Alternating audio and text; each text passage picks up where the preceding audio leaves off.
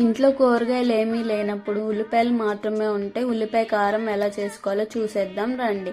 ముందుగా ఉల్లిపాయలను పొట్టు తీసుకొని 4 ముక్కలుగా కట్ చేసుకొని మిక్సీ జార్లోకి వేసుకోండి.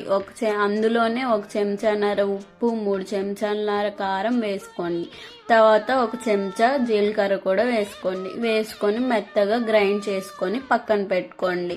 ఇప్పుడు 1 ఎల్లిపాయని తీసుకోండి, వాటి రెమ్మల్ని దంచుకోండి, కచ్చా పచ్చాగా పక్కన పెట్టుకోండి. ఒక ప్యాన్ తీసుకోండి, ఆయిల్ వేసుకోండి, 2 స్పూన్ల తాలింపులు వేసుకోండి. గుర్తు పెట్టుకోండి, తాలింపు మనకి చాలా ఇంపార్టెంట్ కాబట్టి మంచిగా ఫ్రై చేసుకోండి.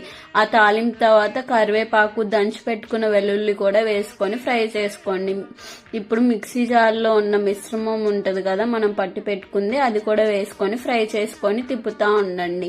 కలర్ అనేది చేంజ్ అవుతుంది. మీకు చూపించినట్లుగా కలర్ వస్తే ఆఫ్ చేసేసి స్టవ్ తినేసేయండి. రోజు తినే అన్నం కన్నా 1 ముద్ద ఎక్కువే తింటాము. ఈ డిష్ని మీరు కూడా ట్రై చేసి ఎలా ఉందో కామెంట్ చేయండి. Do like, share, subscribe.